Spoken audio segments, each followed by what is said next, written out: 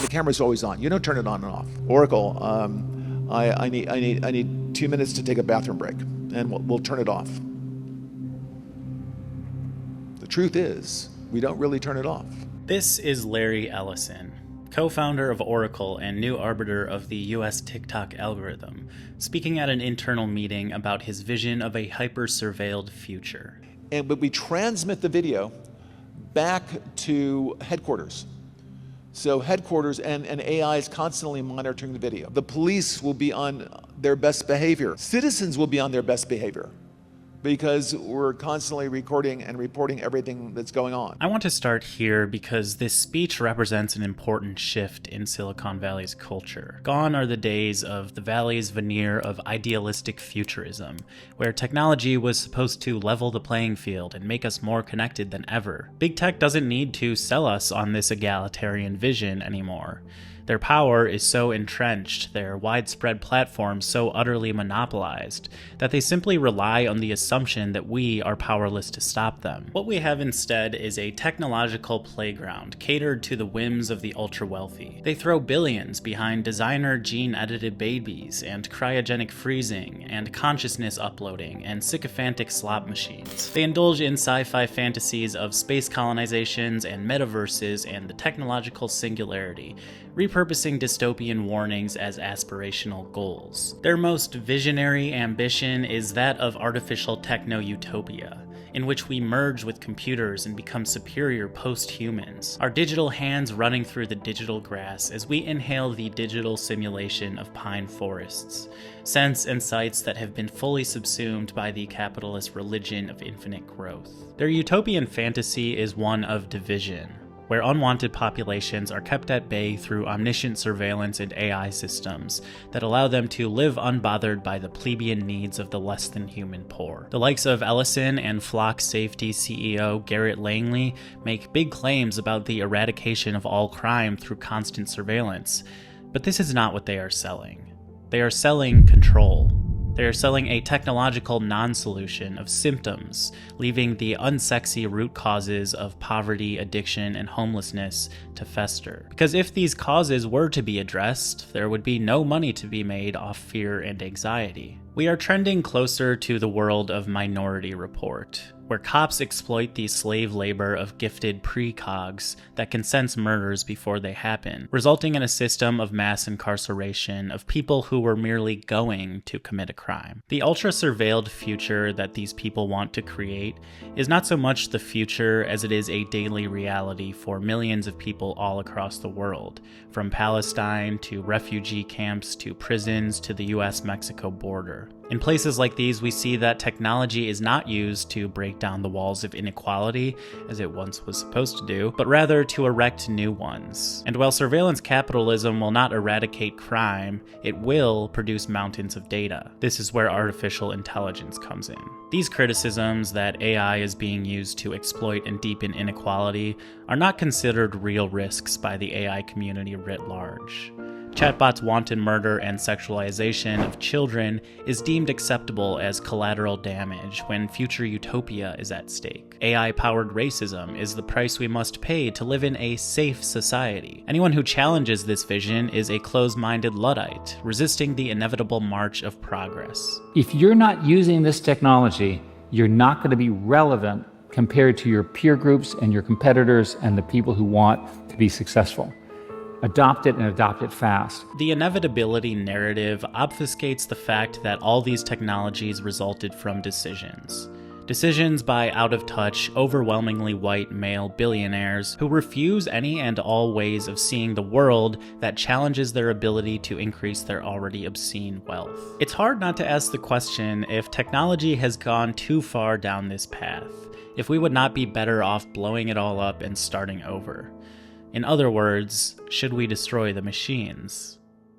In this video, we'll explore this question, and spoiler, it's not so straightforward to answer, as you can see by the length of this video. We'll start with the leading edge of surveillance technology in the apartheid state of Israel, and how it has tested its various technologies of control on Palestinians before exporting them all over the world. Next, we'll look at the Luddite uprising of the 1800s, clarifying the misconceptions about who the Luddites actually were and what they wanted. I interviewed tech journalist Brian Merchant for this part, who wrote a book on the Luddites and helped me answer some of these questions. We'll dive into the origins of Dune's Butlerian Jihad and what we can learn from it. Finally, I'll present my thoughts as to what we can do to resist the big tech agenda. I hope you'll stick around until the end because despite the gravity of what I'm covering, I see a glimmer of hope on the horizon. So without further ado, strap in, grab a beverage.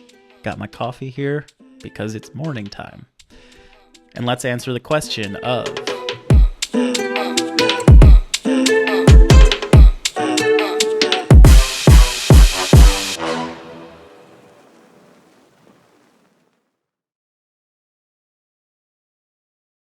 This video is available ad-free on Patreon. There's no team behind the stories we tell. It's just me. Long video essays like this take well over 100 hours to research, write, produce, and edit. So if you want to support independent media and allow me to sustain the time and care that I put into each video, please consider subscribing today. As a token of appreciation while supplies last, every person who signs up will get a free custom bookmark. That is, if you live in the US. Thank you to my patrons for your support, and without further ado, let's get into the video.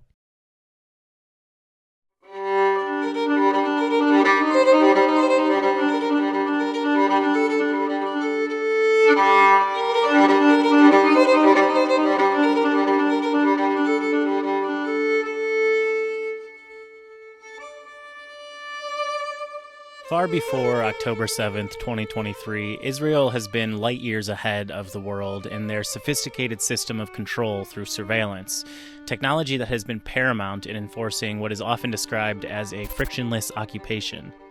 Israel's goal in both the West Bank and in Gaza is to eliminate as much interaction as possible between Palestinians and the Israeli military. The whole automation aims to eliminate the direct interaction between the Israeli as occupying force and Palestinians as occupied people, and to make the main interaction between Palestinians and the technology. So it could create this idea that our problem is not with the occupier, but rather with the technology. They achieve this through a dizzying array of physical infrastructure, omnipresent security cameras and drones. This was recorded just a few miles south of Hebron.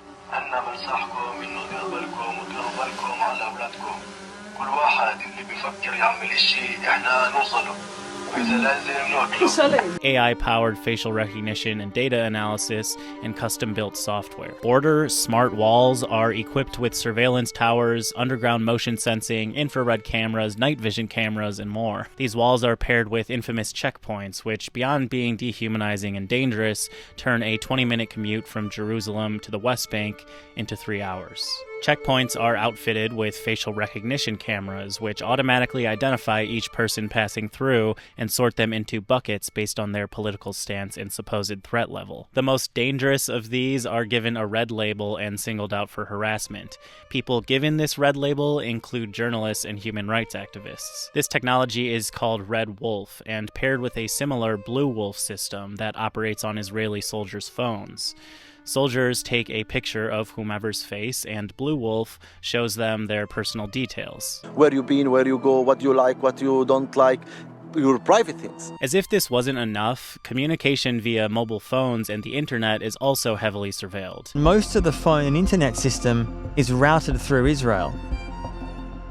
Israel is controlling the ICT infrastructure in the occupied Palestinian territory, which means that Palestinians are not able to have safe access to the internet.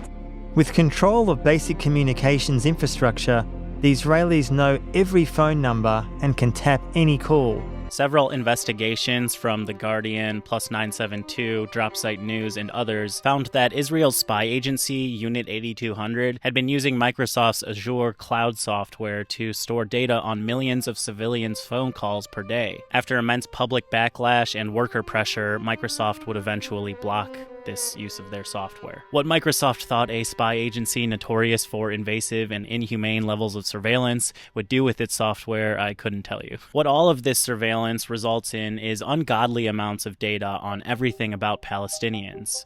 Creating actionable uses for this data is where artificial intelligence comes in. Lavender, an AI-powered target selection tool whose safeguards are virtually nil, is capable of generating thousands of potential targets, anyone presumed to be linked with the Hamas militant wing. The parameters allowed for enormous amounts of collateral damage, 15 to 20 civilian deaths for a junior Hamas militant. If it's a senior Hamas militant, then the numbers over 100, sometimes 300.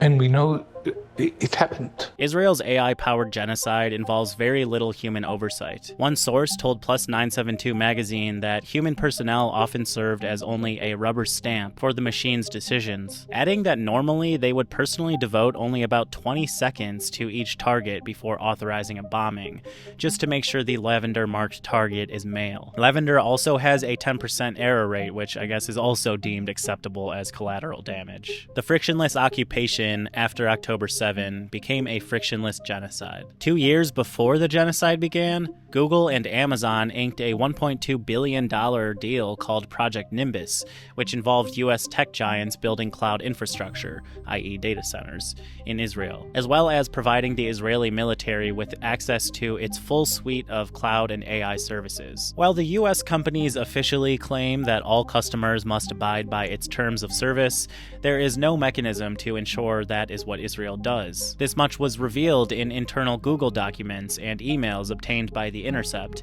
in which the company admitted 4 months prior to the deal being signed, quote, Google Cloud services could be used for or linked to the facilitation of human rights violations, including Israeli activity in the West Bank, resulting in, quote, reputation harm. But $1.2 billion is $1.2 billion, so Google and Amazon accepted the risk. All of this obviously is horrifying and sheds light on the brutality of Israel's apartheid regime well before October 7th. But Israel's surveillance technology is not just used to oppress Palestinians, it's used all over the world, most notably to control migration, refugee camps, and prisons, and to repress dissident voices. As Anthony Lowenstein put it in the Palestine Laboratory, Israel is selling more than technology. They are selling an idea.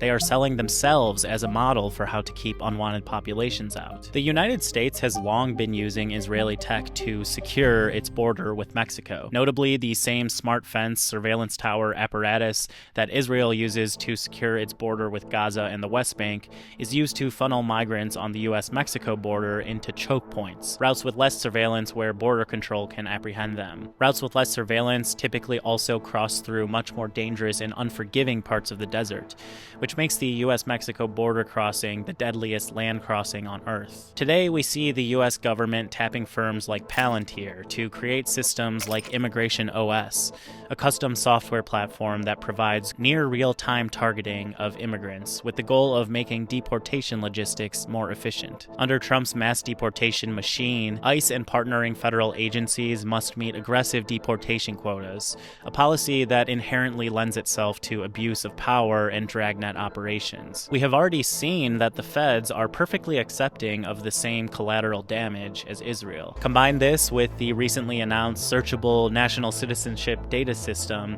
and I think we can see where this is going. According to the Palestine Laboratory, after October 7, when Israel ramped up surveillance and their reliance on AI, they ran out of data center capacity. All of the infrastructure built before the genocide, it turns out, was not enough. So they ended up moving much of their operations from dedicated military servers to civilian servers. Here in the US, we are seeing our own boom in data center build-out thanks to the AI race. Since ChatGPT's launch in 2022, Spending in the private sector has more than doubled, and the US now has more data centers than every other major country combined. If you've been following the AI industry, you probably know that this is a massively overinflated bubble propped up by circular spending, and that the supposed use cases for AI are not exactly lucrative. Sora, for instance, costs OpenAI $5 to generate just one 10-second clip. But still, we're building data centers like mad, trillions of dollars set to be spent on them in the next several years. It's important to note that these numbers are largely bullshit. OpenAI simply doesn't have the money to follow through, and all of these companies are essentially circle jerking each other with money that doesn't exist. The bubble is being propped up by absurd amounts of venture capital and foreign capital, but even these investments need to see return eventually.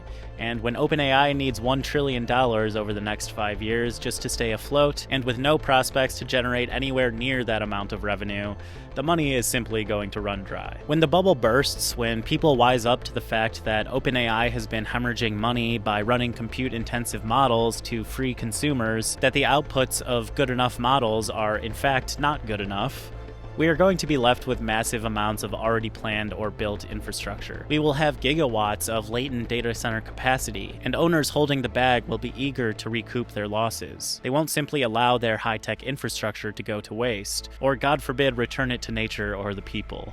No, it was far too expensive for all that. This is where surveillance capitalism comes in. This is where military contracts come in. The 10% error rate was good enough for Israel's attempt to wipe out Hamas, and let's be clear, wiping out Hamas wasn't the goal anyways. The goal, of course, was the extermination of an entire people based on their race, and their AI targeting system provided the minuscule amount of plausible deniability needed to engage in their near-total destruction of Gaza. Here in the white supremacist United States, replace Hamas with Venezuelan gangs and criminals and illegal aliens, and you have the same dynamic. Just like Israel's genocide wasn't about fighting terror, the US deportation campaign is not about reducing crime. It's about ethnic cleansing. We haven't gotten to the point of outright extermination of non-whites, but remember that Nazi Germany didn't arrive at the final solution until 9 years after the Nazis gained power. Technology was an indispensable part of the Nazi Holocaust. Companies like IBM providing equipment and services to manage prison populations and streamline the mass-killing machine. Surveillance has come a long way since then, but the one thing that hasn't changed is its alliance with fascism. The data center build-out is not only a disaster for the environment, for electric bills, for water rights, for indigenous peoples, for oppressed communities, it also serves as the backbone for a new age of surveillance capitalism. And if you don't believe that this is the ultimate goal of Silicon Valley, take it from Larry Ellison. Our body cameras are simply lenses, two lenses attached to your vest, attached to the smartphone that you're wearing. By the way, and the camera's always on. You don't turn it on and off. And by the way you turn it on, you can't turn it on. I'm going to the bathroom. Oracle, I need 2 minutes to take a bathroom break, and we'll turn it off. The truth is, we don't really turn it off. But we transmit the video back to headquarters. So headquarters and AI is constantly monitoring the video. The police will be on their best behavior. Citizens will be on their best behavior because we're constantly recording and reporting everything that's going on. We watched this speech by Ellison where he talks about always-on cameras that continue to record even after the user turns it off, where citizens will be on their best behavior because they're always being watched, and AI is autonomously analyzing everything that comes in for suspicious activity, and we think, this is obviously supervillain shit. And yet, we have grown so accustomed to constant surveillance that nobody bats an eye at this. A big reason for this attitude towards surveillance is one of Silicon Valley's most brilliant marketing moves of all time. They have tricked us, by way of smartwatches and Ring doorbells, that surveillance is a feature that we should not only adopt, but pay extra for. Chris Gilliard, who studies digital privacy and surveillance at the intersection of race and class, calls this concept luxury surveillance. To illustrate, he asks us to consider the smartwatch. The device collects intimate data such as heart rate, blood pressure, GPS location, breathing patterns, the tone of your voice, and more. How different is that really than the ankle monitor? In fact, the smartwatch collects and analyzes vastly more data. The difference, of course, is that users voluntarily accept this surveillance, whereas surveillance is forced upon the formerly incarcerated individual as a condition for release. Gilliard writes, quote, "In general terms, consumers of luxury surveillance see themselves as foreign and sovereign, and perhaps even immune from unwelcome monitoring and control. They see self-quantification and tracking not as disciplinary or coercive, but as a kind of care or empowerment. They understand it as something extra, something smart." Gilliard argues that the enthusiastic adoption of luxury surveillance devices such as smartwatches, doorbell cameras, smart beds, smart glasses, and everything involving AI indicates a tacit support for the vast network of surveillance that is becoming more impossible to opt out of by the day. This is what people who use luxury surveillance devices don't understand. By normalizing this technology, not only are you normalizing the far more intrusive, imposed surveillance on marginalized communities, but you are creating an environment where ever-increasing levels of surveillance on everyone is accepted. Willingness to adopt surveillance technologies often indicates an alignment with power. It says that you are in the in-group, the privileged class, and that the technology could only be used for your benefit. But according to Gilliard, data shows that these supposed benefits are often illusory and in fact will likely worsen the conditions that made the tech seem attractive in the first place. Gilliard gives the example of Ring surveillance cameras and the corresponding Neighbors app, both owned by Amazon. People purchase this technology to feel and be safer. But he writes, quote, "Data shows that the people who use the devices not only are no more safe than they were without them, but also feel less safe. By producing anxiety in some of its users, Amazon makes their need for its products seem more intense, even though the products themselves produce the anxiety." Amazon's strategy is classic Silicon Valley. They create or intensify the problem and then sell the solution. With surveillance, this cycle doesn't just affect the individual. Gilliard writes, quote, "It intensifies a climate of anxiety for everyone. It expands the net of surveillance over everyone. It normalizes suspicion and diminishes our inclinations to trust each other." Technology is often talked about as an inherent good, and the latest and greatest tech, be it surveillance or AI, are said to be inevitable. You must embrace these technologies or be left behind. If you bring up the real-world harms, you are dismissed as close-minded, anti-progress, a technology hater. But we must remember that all of this tech is in its infancy, and we have more power than we think to reject Silicon Valley's logic of hyper-efficiency, of moving fast and breaking things, of worshipping progress with no regard for ever-increasing levels of collateral damage. The vision of technology offered by Silicon Valley is completely empty of any human values. Empathy is replaced with apathy. Equality is replaced with white supremacy. Democracy is replaced with fascism. And nature is replaced with digital utopia. If we want a truly democratic society, if we want technology to be a liberatory force that it was supposed to be, or at least not actively used to harm us, we need to exercise our power of refusal. We need to say no to Silicon Valley's inevitable techno-dystopian future.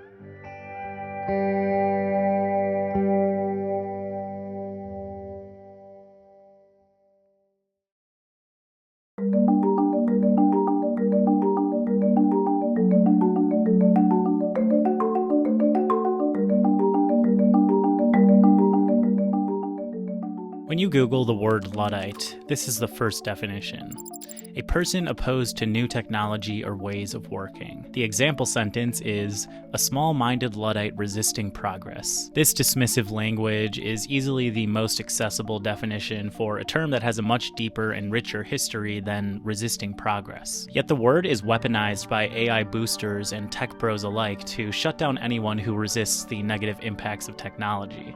They say we hate technology because we don't understand it.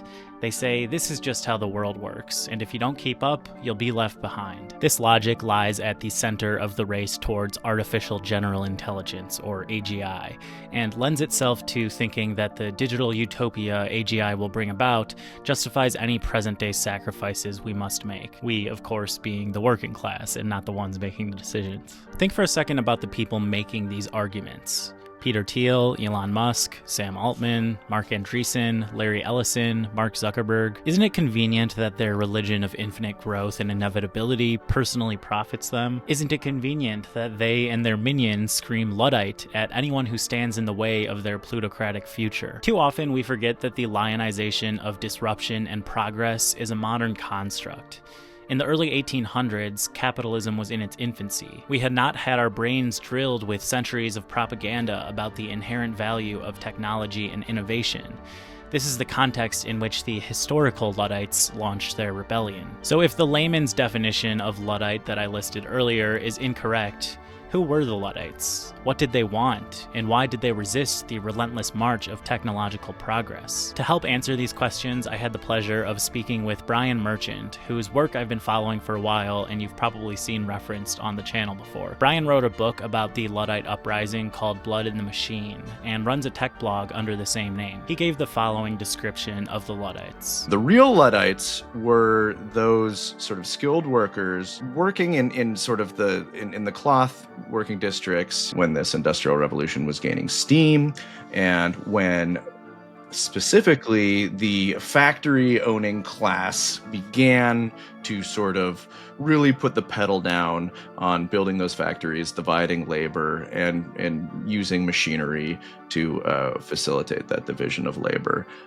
In the process, they started hiring more precarious workers, non-skilled workers, famously children, to work in these factories, essentially de-skilling those industrial workers. Prior to the implementation of automation, the skilled workers that became Luddites enjoyed a simple but rewarding life. They would study as apprentices for 7 years or so, learning the nuances of the trade, devoting time and energy towards what was supposed to be a lifelong career. They worked hard, but they had a tight-knit community of fellow workers, and they took pride in the quality of their work. There were rules, traditions, laws, and if you wanted to be a cloth worker, you had to follow them. The factory owners, however, decided that these regulations didn't apply to them. Merchant writes, quote, "Then, as now, the most ambitious deployed their technologies and expanded their factories regardless of whether they might be running afoul of some dusty old laws, and then lobbied the government to overturn them outright when the workers complained. The chief method of exploitation that the Luddites resisted emerged with the rise of automating machines such as power looms. Such devices produced lower quality products and had to be sold for less, but they could be run with little oversight, often using the labor of children whom they could pay less." Just like today, there was a very clear downgrade, and that was another thing that the Luddites protested. That's the quality of the cloth that the machines that were mass producing it would churn out was much lower, and that that meant that the factory owners and the factory bosses had to sell it for less, and that would drive the wages and the price of goods down all across the region, and it would sort of impact the reputation of the trade. And so today we see similar things happening with AI. The Luddites did not hate technology or progress. They hated exploitation. Luddites, in fact, often advocated technology, especially tech that could improve their working conditions or make it easier to attest to the quality of their work. But technology was not seen as inevitable or inherently progressive. As Merchant points out, quote, "They had not been taught to lionize disruption. To them, devices that would degrade their working conditions or harm their ability to earn a living were a moral violation, plain and simple. The artisans and craftsmen knew exactly what these machines foretold for their trade. They considered technology as a force taking shape not in the future, but in the present tense, as historian of technology David Noble put it. The Luddites did not resort to smashing what they called the obnoxious machines right away. They spent about 10 years trying to, call for reforms that would protect the wage deterioration that was happening, because factory owners were doing this for one reason and one reason only, and that's to concentrate more of the profits in their hands. And over a course of 10 years, they get laughed out of Parliament over and over again. And eventually all these old regulations that had been on the books, which it's important to note that the industrialists were trampling over. There were laws about the kind of, cloth count that you had, or how long somebody had to be an apprentice before they could officially join the trade. Things that helped regulate and normalize the trade and stabilize it so that everybody could make a living. Industrialists used the new machines and sometimes old machines as an excuse to say, like, oh, well, they don't apply anymore. We're doing it a new way. And so finally, with their backs against the wall, you see this group of workers start to organize after doing things the right way for 10 years, peacefully agitating for minimum wages, regulations to be upheld and observed. They finally have no other recourse as they see it. The machines and the factory owners who run them are stealing their bread, as they put it, with the obnoxious machines. So they organize themselves into sort of paramilitary groups, and it's a distributed structure, kind of like Occupy Wall Street is now, where you have different cells of Luddites, and they rise up and they have a tactic where they send a threatening letter to a local factory owner, say, we know you've got 800 of the obnoxious machines. It's put 3,000 of our brothers out of work. Take down the machines and adhere to the rules of the trade. Restore fair wages, or you'll get a visit from Ned Ludd's army. If they took them down, it would be fine. If they didn't, then they would brandish a hammer that they call Enoch. They would either hold the overseer up at gunpoint and slip in through the door, or go in through the window, however else, and they would smash the machines that the machine owners were using to tear up the social contract. And they became just as famous as Robin Hood in their day, and just as heroic. People wrote songs about them. People cheered them in the streets. They were a feared and sort of mighty rebellion for a time, until the state did all it could to crush them. The historical misconception of the Luddites as machine-breaking brutes who did not understand technology couldn't be farther from the truth. They understood technology all too well, and they understood the forces of capitalism negatively affecting their economic and material reality. They rebelled against the obnoxious machines because they were starving and impoverished, but the machines were merely a symbol of what they were truly fighting against: the concentration of wealth in the hands of the few at the cost of the many. Today's fight against the big tech agenda is just the same, only we are dealing with centuries of capitalist indoctrination that tells us, no, exploitation is natural and good. This belief becomes a self-fulfilling prophecy, as managers and executives feel they must automate and pursue profit at the cost of employee well-being because everyone's doing it. As Luddite George Meller lamented, quote, "The natural rights of man are not thought of in this country. The unnatural rights of property have swallowed them up. It's all property, property." There has been a lot of talk lately of AI automating away millions of jobs. Brian is running a series on his blog called AI Killed My Job, which he admits is tongue-in-cheek because AI is not killing anyone's job. It's the tech executives and the bottom-line bosses. But the impact on jobs has been loudly touted by everyone from Sam Altman to Dario Amodei, CEO of Anthropic. And although this is part of the hype cycle, there is no denying that it is negatively impacting jobs today. The weird thing about this hype cycle compared to previous tech hype cycles is that the tech oligarchs don't even seem concerned about framing this change as a good thing. At least not for the average person. But for capital, which seeks to liberate itself from the inefficient human, it is a dream come true. Still, there are significant doubts about the likelihood of something like the AI jobs apocalypse that Altman and Amodei swear is coming. MIT recently published a study that found 95% of businesses that implemented Gen AI processes failed to turn a profit. What's more likely is what we're already seeing, that executives will use AI as leverage to degrade, devalue, and de-skill work. So far, this is what 3 installments of Brian's series has confirmed. Take translation, for instance. Translators' jobs do not involve simply converting words, but capturing the meaning and intent of a given text and artfully crafting it into a different language. They have long been threatened by machine translations, which, according to translators profiled in Merchant's piece, often produce worse results and require more time cleaning up than a human translator would have spent on the translation from scratch. But clients are able to pay far less for this machine translation post-editing work, so their bottom line profits go up while quality goes down.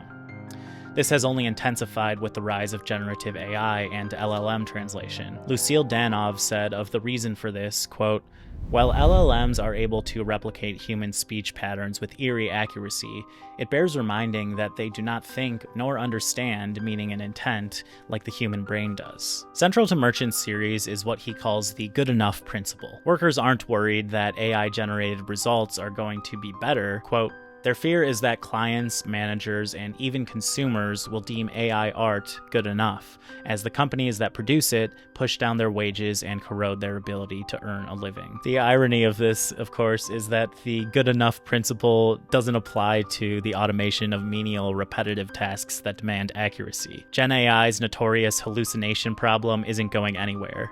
So bosses seek areas of work that they can get away with lower accuracy, such as creative work that can theoretically be cleaned up in post. I'm getting triggered just talking about this. One thing repeatedly mentioned by creative professionals that Merchant profiles is that this cleaning up process of AI is nowhere near as simple as managers and clients think it is. AI-generated images don't come in a neat layered Photoshop file. They are just one static image, and any changes or color correction requires detailed attention, especially if it is a series of images that need to be consistent, like an illustrated children's book. What we see time and again is an utter disconnect between the managers eating up AI propaganda and forcing their teams to adapt or get left behind, and the workers who are doing the same amount of work or more, but instead of exercising their creativity, they are forced to tinker with AI slop, often for less pay, by the way. All of this degradation and dehumanization contributes to a further hollowing out of modern existence, and it's hard not to ask the question if this is all worth it. Were we happier as humans before the internet and Silicon Valley came here and disrupted their way into wealth and power? Is it wise to allow a handful of ultra-wealthy sociopaths to develop this technology with virtually no guardrails or regulations, because they say regulation is the enemy of innovation? Should we accept their narrative that the ends of a future utopia justify the means of environmental destruction and exploitation of poor communities? And if the answer to these questions is no, then the question we need to ask is, what should we do about it? Is it time to pick up our proverbial hammers and smash the machines that Silicon Valley is using to impede humanity's progress?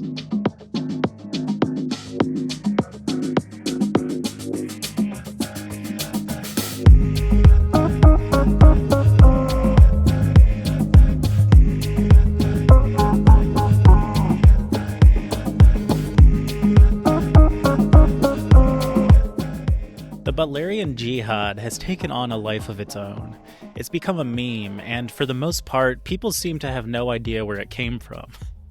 The rage against big tech and their technologies of control is so persistent that people don't need to read the source material to understand what is meant by destroying the machines. But here on the Stories We Tell, we like to go a little deeper, so let's take a look at the Butlerian Jihad, its origins, and how it can be instructive. The phrase comes from Frank Herbert's 1965 sci-fi masterpiece, Dune, and its subsequent sequels. But it's actually pretty marginal within the novel's pages. In fact, it's only referenced directly a handful of times. The most lasting and prescient quote, of course, is this: "Once men turned their thinking over to machines in the hopes that it would set them free. But that only permitted other men with machines to enslave them." In the Dune universe, the Duneverse, if you will, far before the series began, humans became increasingly reliant on thinking machines to manage trade, transportation, and communication. But these would eventually become tools of control, used by the powerful to subjugate and enslave the disempowered. The Butlerian Jihad emerged as a great revolt against these thinking machines, which resulted in the world of Dune being reliant on specially trained human computers called mentats, and strict rules forbidding the creation of machines resembling the human mind. One such rule in the Orange Catholic Bible is, quote, "Thou shalt not make a machine in the likeness of a human mind." Say hi to my dog. The Butlerian Jihad is a critique of the limits of deterministic technology, and a useful plot device for Herbert, whose series is essentially an exploration of the human condition, especially the power of the human mind. Herbert describes that humans had become complacent under the, quote, "God of machine logic," saying that machines are incapable of thinking and reasoning. It was a powerful idea, that of a great uprising against thinking machines that men had used to enslave humanity. In fact, prior to his death, Herbert planned to co-author a prequel about the Butlerian Jihad with Willis McNulty, who would eventually write the Dune Encyclopedia. According to McNulty, his general plot outline was approved by Herbert, who wrote the first chapter before his untimely death. McNulty actually sent this chapter to the Herbert estate, who, according to him, never replied. Later on, and quite suspiciously I might add, Frank's son Brian Herbert would eventually publish Dune: The Butlerian Jihad in 2004. From reading the summary of this book, it sounds like it fully goes the route of evil robots who want to take over the world, which is exactly the opposite of what Frank Herbert wanted to communicate. It was not the robots that were evil, but the few men who used the robots to enslave the rest of humanity. Yo, editing Ryan here. So while I was looking for B-roll for this portion, I came upon this scene that was apparently the opening of the new Dune Prophecy show on HBO. Now, I haven't seen the show. I don't really have any desire to, but apparently it's adapted from Brian Herbert's prequel series and actually shows exactly what I'm talking about. Take a look. When humans rose up against the thinking machines that had enslaved them, history says it was an Atreides who led them to victory. Notice how the narration says that thinking machines had enslaved humanity seemingly all on their own, and not other humans using machines. This framing, I think, is a lot less powerful and relevant to how technology is being used today, which I'm about to get into a little bit more. And maybe this is just personal preference, but I don't know. I feel like these machines, apparently they're called Cymex, just really look kind of corny, like what a 6-year-old would draw if they were asked to draw evil robots. So anyways, just had to throw that in. Brian's trite version of the Butlerian Jihad, however, has proved the more lasting fear about technology, that it will go rogue all on its own and wipe out humanity. We see this fear of existential catastrophe as the prevailing narrative in the AI community, a convenient framing that overstates the power of the technology and positions AI regulation as designed to prevent this future catastrophic risk, rather than reining in present-day exploitation. Anyways, the inspiration for the Butlerian Jihad came from English author Samuel Butler, who was among the first to apply Darwin's theory of evolution to potential artificial intelligence. In a letter to the editor of New Zealand paper The Press, he offers that machines could be thought of as undergoing evolution and may soon overtake humans. He writes, quote, "What sort of creature man's next successor in the supremacy of the earth is likely to be? We have often heard this debated, but it appears to us that we are ourselves creating our own successors. We are daily adding to the beauty and delicacy of their physical organization. We are daily giving them greater power and supplying all sorts of ingenious contrivances, that self-regulating, self-acting power which will be to them what intellect has been to the human race." Butler argues that such machines would be superior in power and self-control, plagued by no human emotions and desires, in a perpetual state of calm, wanting nothing. It's only a matter of time, he says, before we become subservient to these machines and devote our lives to their needs. His conclusion, therefore, is, quote, "War to the death, instantly proclaimed against them, while our subservience is still not guaranteed." While Butler's version of machine self-improvement and human subservience to robots has not yet come to pass, it's still useful to understand that this fascination with machine intelligence has been with us for a long time. In fact, as Merchant mentions in Blood in the Machine, Homer's Iliad, written around 700 BCE, used the word automation to describe, quote, "self-moving and intelligent machines fabricated by Hephaestus, the blacksmith god of technology." In an essay on Butler's work, Ed Ongweso Jr. points out what I see as the more relevant critique of Butler, that of our blind faith and dependence on technology. Ongweso writes, quote, "A world where we prioritize the relentless advancement of technology and a universal dependence on it in the name of efficiency is a world where we prioritize a certain political economic order that is more interested in advancing technologies based on criteria that have little to do with human flourishing, instead being much more interested in financing and designing and deploying them against people, in organizing the greater whole of humanity such that they are more profitable and less likely to revolt against an arrangement that is incredibly lucrative for increasingly few." This technological dependence is precisely the through line that connects Butler's work to Frank Herbert's interpretation of it, which focuses on technology's impact on the thinking mind. In God Emperor of Dune, he writes, quote, "What do such machines really do? They increase the number of things we can do without thinking. Things we do without thinking. There's the real danger." This argument that machine intelligence can contribute to the dumbing down of humanity seems to have some teeth to it. A study from MIT Media Lab found that people who used ChatGPT for writing had the lowest brain engagement and consistently underperformed at neural, linguistic, and behavioral levels. Over the course of the study, students measured would offload more and more cognition to generative AI with each passing test, until by the end of the study, they were largely copying and pasting directly from ChatGPT. The devastation certain uses of technology is bringing on education is a whole other can of worms. Not only generative AI, but also the implementation of technology like iPads and Chromebooks in the classroom. More Perfect Union has a great video on this, so I won't harp on the point. But we can see in just the first 2 years of the generative AI boom that Herbert's warnings of over-reliance on technology have indeed come to fruition. Ultimately, from Butler to Herbert to the Luddites, the concern is not about technology itself, but the socioeconomic power behind it, and how said power influences our relationship to it. As Ongweso writes, quote, "Technology is downstream of politics and economics and history and social relations. We aren't saying destroy the clocks before they become killer drones, but we are saying that the killer drones are already here, and we should figure out how to destroy them." Clearly, technological dependence obscures the political and economic decisions about what sort of technologies should be developed, how they should be financed, who should finance their development and reap the rewards and bear their costs, and how society should be organized around the facts of those arrangements. So, that brings us to the question of this video. Should we destroy the machines? Well, from cognitive offloading to weapons technology to surveillance to loneliness-inducing AI companions to environmental devastation to techno-fascism, all signs seem to point to the answer, yes, obviously we should destroy the machines. But what if should we destroy the machines is the wrong question? The machines are not to blame for any of the problems I just named. Humans using machines are responsible. Social media hasn't isolated us in polarizing echo chambers because using technology to connect with each other is anti-human. Mark Zuckerberg designed Facebook to do this. AI data centers aren't wreaking havoc on the environment because all AI is evil.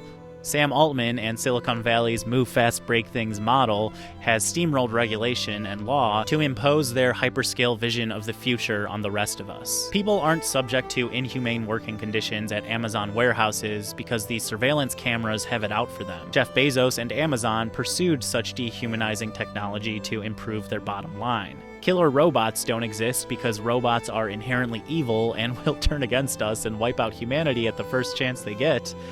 They exist because the military-industrial complex has pumped money into Silicon Valley from the beginning, and because people have designed the killer robots to kill us. Merchant writes, quote, "One can lazily claim that all of this has simply been inevitable, and it always will be thus. That technology, not people, creates winners and losers, and because it eventually makes more of us winners, allegedly, then it is absurd to protest its march. But it is much more absurd to pretend that there are no possible alternative arrangements, to think that technology, the product of concerted human invention and innovation, can only be introduced to society through reckless disruption, or that it's unthinkable that advancements in technology might be integrated into our lives democratically and with care. If we are ingenious enough to automate large-scale production, build spacecraft, and invent artificial intelligences, are we not ingenious enough to ensure that advancing technology benefits all and not just a few? So no, we should not destroy the machines. Well, perhaps some of them. But what we really should be destroying is Silicon Valley.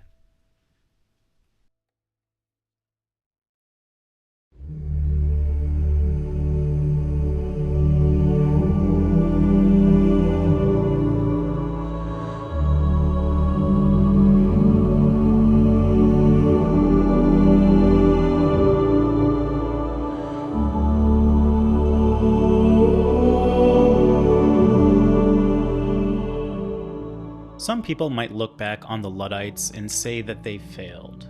After all, they didn't prevent the wave of automation or industrial capitalism's exploitative labor practices.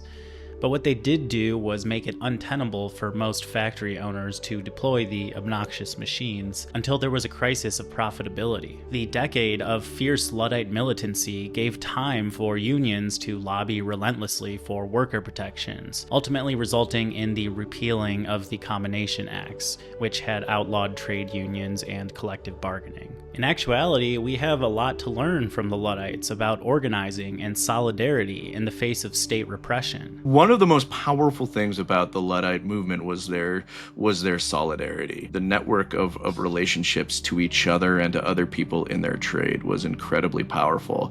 And that is something that is very difficult to recreate in conditions, especially when we are in some ways living the polar opposites of that. These are like men who grew up in communities where it was pretty much expected you're going to go into the cloth trade or be a part of it in one way or another. And the men that you would work with are kids that you would know from around town and that maybe you've been working with for 10 years by the time that you're 25, since you're 15 years old or so. The Luddites had real trust and real sort of faith in one another, and they moved together in ways that is, I think, hard for a lot of political movements to imagine today. We have had Occupy Wall Street and the Arab Spring and Black Lives Matter and the encampments in solidarity with Palestine and youth-led climate movements, but on the surface, it would seem like these have not accomplished their goals. Wealth has continued to consolidate into the hands of the few at the cost of the many.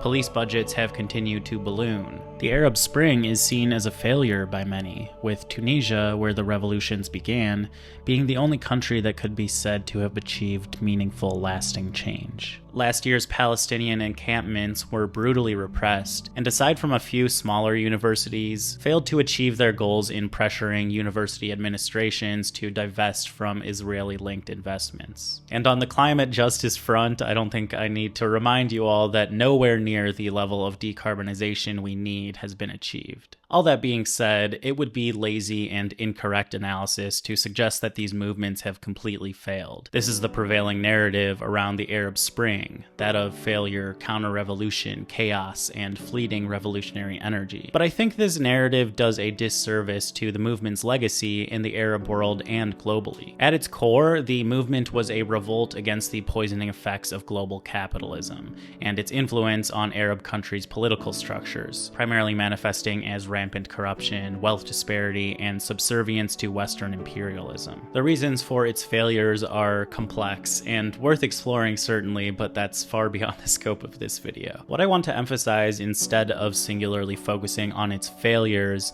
is the fact that the movement served as a catalyst for a massive awakening of the global working class, going on to inspire Occupy Wall Street and the explosion of the global anti-austerity movement. In the US, Occupy Wall Street played a huge role in the now widespread rejection of neoliberal capitalism and the broader socialist or socialist-adjacent upsurgences of Bernie Sanders, AOC, Rashida Tlaib, and Zoran Mamdani, and has inspired a generation of activists and organizers. Black Lives Matter created a cultural reckoning with the role of policing and incarceration and mainstreamed abolitionist ideas. Not to mention, in cities like Chicago and Denver, alternatives to policing in the form of community safety programs have seen huge success. The university encampments for Palestine shined a light on the deep Israeli influence in all sectors of American institutions and reinvigorated the Palestinian liberation movement in the US. Youth-led climate movements exposed the hypocrisy hypocrisy and corruption of international leaders in addressing the climate crisis,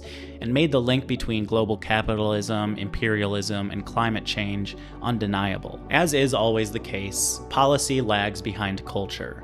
And these movements have unequivocally succeeded in shifting the culture. But shifting the culture isn't enough, and I think a lot of people have grown disillusioned with our people power to impact wide-scale, lasting change. Political nihilism is rampant through our society. The billionaire class seems to have too thoroughly entrenched its power, and it feels impossible to fight back effectively. A massive reason for this attitude is the decline in labor unions. Labor unions were once as American as apple pie. Now, most people see them as relics of a bygone era of worker power. To illustrate, compare the US to Italy, whose labor unions banded together to organize a mass strike in solidarity with Palestinians. Look at these images of millions striking, not even for their material gain, but for the human rights and dignity of other people, and try to imagine something like this happening in the US. It's almost laughable. But we have to keep in mind that the decline of labor power is the direct result of a decades-long bipartisan effort to break worker power, to de-radicalize labor unions, to turn organizations against one another, and to shove hyper-individualist messaging down our throats. Still, we can't use that as an excuse. Unionization, in fact, was illegal in the Luddites' days, as it is today for gig workers across the country. Quick note of clarification, it's not exactly illegal to unionize as a gig worker. What I'm referring to is the fact that Uber and other platforms classify their workers as independent contractors rather than employees, which effectively gives them the ability to skirt labor laws. Independent contractors have far less worker protections under the National Labor Relations Board, and that makes the process of unionizing much more difficult and risky. The Biden administration supposedly passed a rule which made it more difficult to classify gig workers as contractors, but a couple days later, Uber issued this statement saying they wouldn't change anything about the classification of its employees. And anyways, once Trump took office, his administration no longer enforces this rule. But that didn't prevent the Luddites from organizing, and it hasn't stopped gig workers in California, Chicago, and elsewhere. These initiatives, along with unionization efforts at Amazon, Starbucks, and the tech sector, among others, give me a glimmer of hope about the future of labor. But in a post-communist world, when there are no global threats to capitalism, labor organizing is an uphill battle, and corporations, by and large, have free rein to crack down hard on their employees. As a result, organizing in the US has come to revolve more around the community rather than the workplace. That's not to dismiss community organizing, by the way. I think it's the most important thing that we should all be doing. But without a strong and robust labor movement, it's easier to disregard the demands of the community. The shift away from the workplace also means that organizing has become more of a middle-class endeavor. If people aren't fighting for their own economic interest,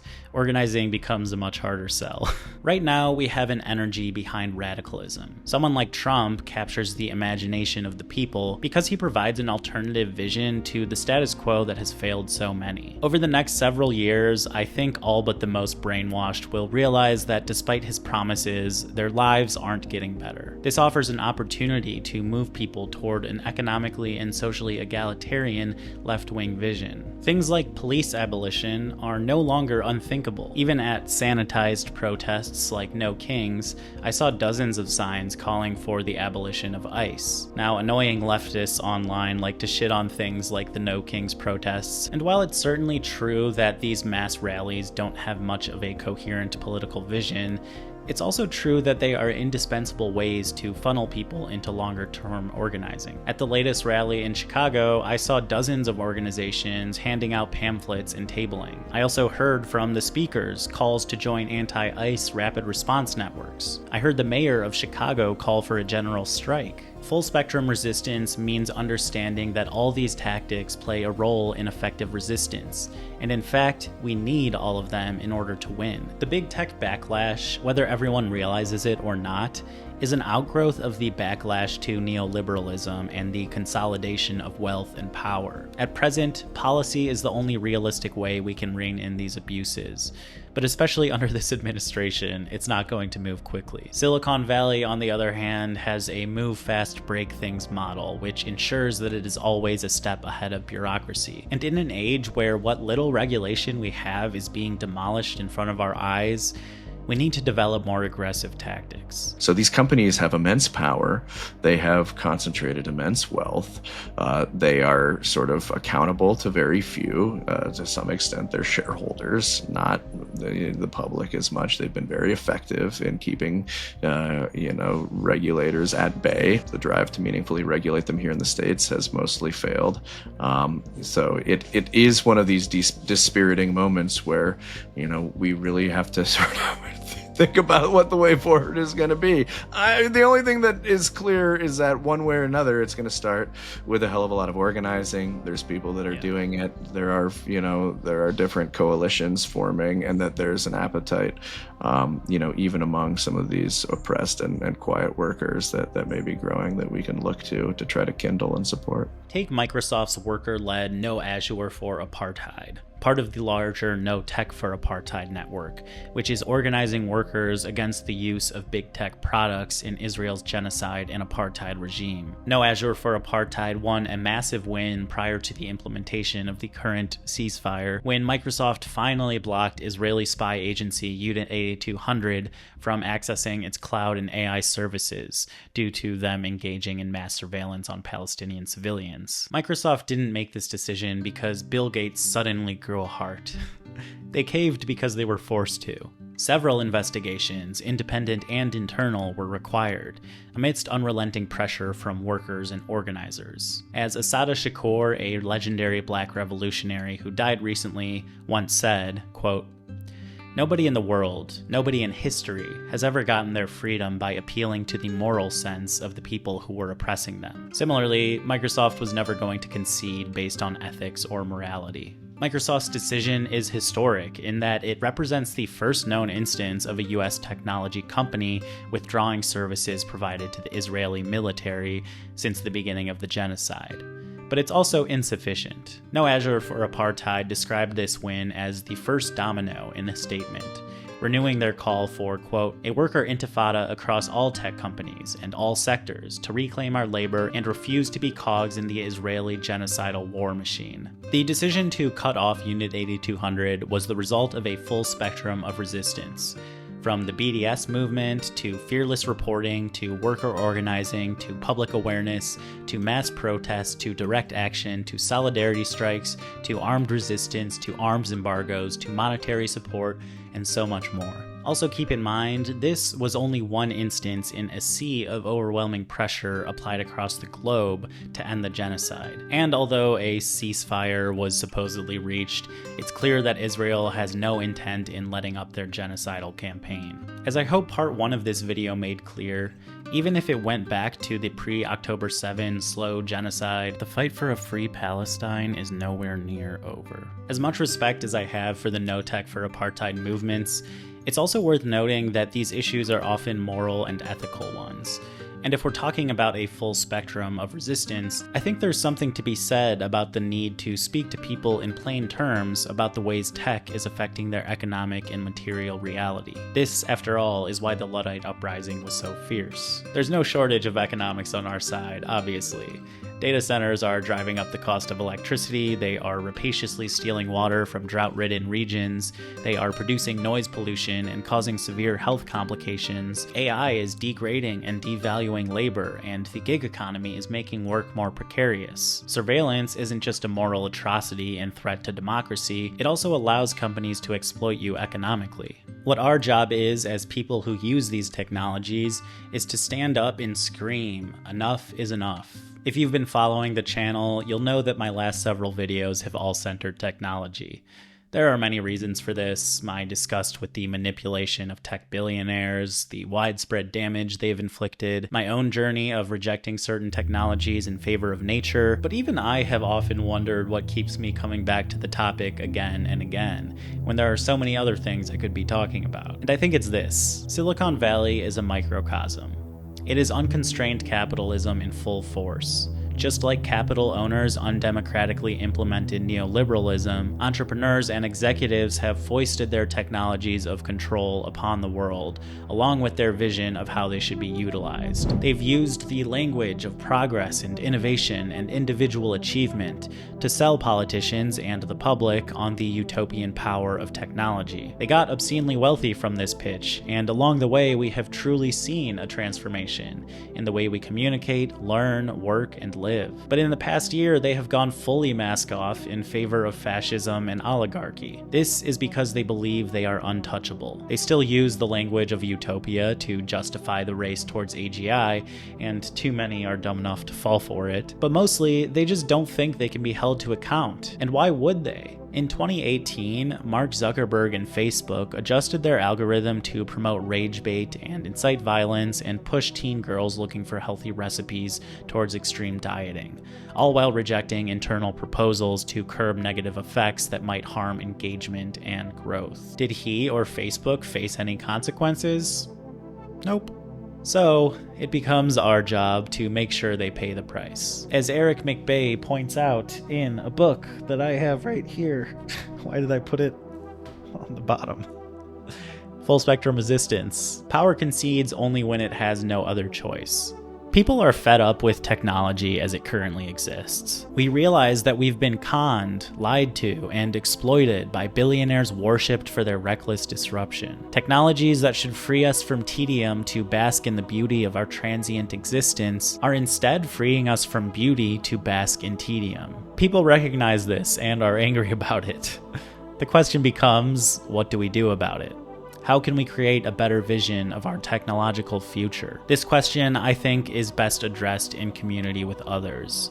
Sure, I can make suggestions, organize your workplace, reject technologies of control, explore open source, non-algorithmic alternatives, touch grass, but ultimately, the one thing I've learned over the course of my life, and especially these last few years, is that solutions to systemic problems cannot be addressed individually. I recently attended an event called Shy Hack Night. It's a free weekly event here in Chicago aimed to build, share, and learn about tools to create, support, and serve the public good. People in the organization are building tools to make inroads on climate change, civic engagement, immigrant justice, and more. I found the event incredibly invigorating, because it reminded me that people are thinking about these things, working on tangible alternative visions of technology that serve the people and not the ultra-wealthy. We need to do whatever we can, to spend more time in spaces physically with one another, getting to trust and to sort of participate in political projects together. I cannot emphasize how important and how invigorating it is. I've been going to some rideshare drivers United meetings here in LA, where there's a fight at the state level to earn rideshare gig workers the right to organize. They currently do not have it because of a state proposition that passed, Prop 22. This would claw it back. Being in these rooms with people willing to sort of show up and spend their Wednesday nights and Sunday afternoons, talking to each other, reaching out to each other, kind of fighting for each other. It's just kind of the basic level principle of organizing, and we need to get out and do that more. In this spirit, I invite you to share your ideas in the comments of this video. How can we decommodify our attention? How can we create spaces for honest conversation, free from rage bait, polarization, and algorithmic echo chambers? Are we going to need a Butlerian jihad after all? By the way, the irony of asking these questions on a monopolized and rapidly enshittifying platform is not lost on me. In fact, I've been thinking a lot about what I want to do with this channel and how I can use it to further the solutions I'm hoping to see. I'm not quite ready to share what that will look like right now, but I can tell you that I want to divest from the YouTube ecosystem as much as possible. So if you want to support this mission, please consider subscribing to my Patreon. You can see all of the interviews in full, including the one with Brian Merchant in this video. And I had these custom bookmarks made up. Hopefully it is in focus. They have a quote from Dostoevsky on the back. I think they look pretty neat. Got my logo. And there's also a quote from the Iron Giant. So yeah, while supplies last, anyone who signs up will get 2 of these for free if you live in the US, just because I can't afford to ship it anywhere else. Just be sure to email me your address when you sign up at thestorieswetell303@proton.me. And if you're already a paying subscriber on Patreon or Substack, please email me and I'll also send you one. 2, sorry. Thank you so much to Brian Merchant for taking the time out of his busy schedule to talk with me. I found the conversation incredibly interesting, and hopefully it added a lot to the video. I don't have the cover on, but go get his book, Blood in the Machine, on the origins of the big tech. On the origins of the rebellion against big tech. Really fascinating. I barely scratched the surface really in this video. There's a ton of history that I didn't really get into, and all the different characters. I didn't talk about, like Lord Byron was really involved, which was interesting. Alrighty, that's gonna do it. Thank you so much everybody for watching. As always, peace and love, and I'll see you next time. That's good.